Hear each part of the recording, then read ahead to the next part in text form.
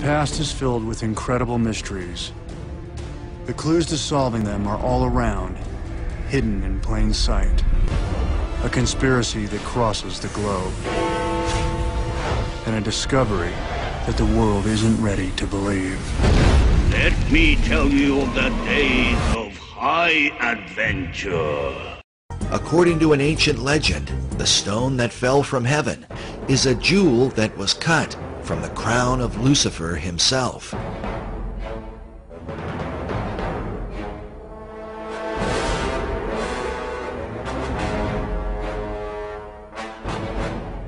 Commenting on this, Manly P. Hall writes that the lapis exilis, crown jewel of the archangel Lucifer, fell from heaven. Michael, archangel of the sun, at the head of the angelic hosts, swooped down upon Lucifer. During the conflict, Michael with his sword struck the flashing lapis exilis from the coronet of his adversary, and the green stone fell into the dark and immeasurable abyss. Hall goes on to say that out of Lucifer's radiant gem was fashioned the Grail, or Holy Grail, from which Christ is said to have drunk at the Last Supper. Its importance is recognized by nearly all occult societies in the world today. It is the foundation stone of all history. It's also called the Philosopher's Stone.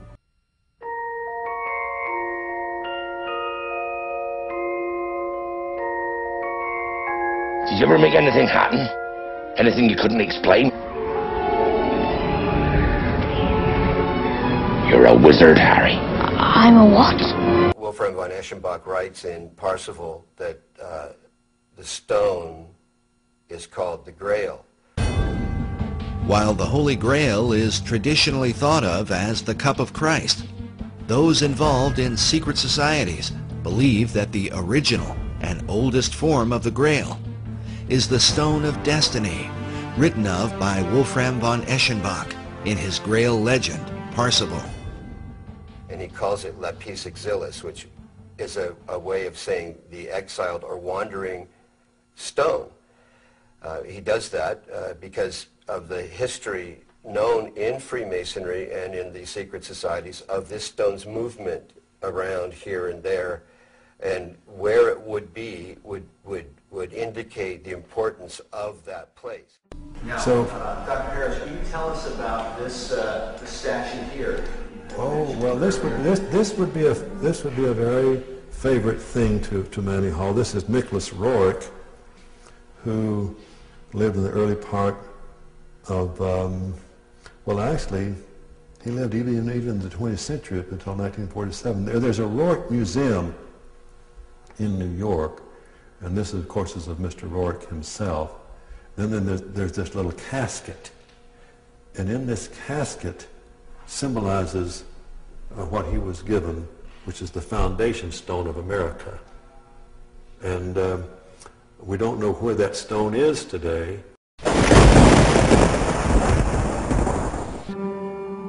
The stone, mentioned in Eschenbach's Grail legend, is a green stone that some believe is similar to a type of meteorite known as moldavite. This description is said to have been confirmed by Nicholas Roerich while he claimed to have the stone in his possession. The secret societies believe that this stone, that supposedly fell from heaven, empowers that person or place of its location. And it has to do with the secret history of America and why that stone arrived here, who brought it. Well, the foundation stone is really about what America is about, and also what England seems to be about. And so it's really, it implies the great mysteries that was contained in the great mystery schools, and of those who had this vision. Was it this mystery school vision that guided FDR and his fellow Mason, Henry Wallace, as they set the all-seeing eye of the great architect on the back of the dollar bill. When one considers the repeated use of the word destiny by Manly Hall, who wrote of the secret destiny of America, along with FDR, who had knowledge of Hall's library, and who said that Americans had a rendezvous with destiny, it only makes sense that such men would have taken an interest in the Stone of Destiny. The Stone of Destiny is said to have come from heaven to earth, from the dog star Sirius. Known as the brightest star in the heavens, Sirius is an important key to understanding the stone and what the secret societies intend for the destiny of America. When the United States was founded, the architecture of Washington, D.C. was designed in alignment with the rising of Sirius in the east. July 4th, Independence Day, is the day when the sun is in conjunction with this star. I am your father.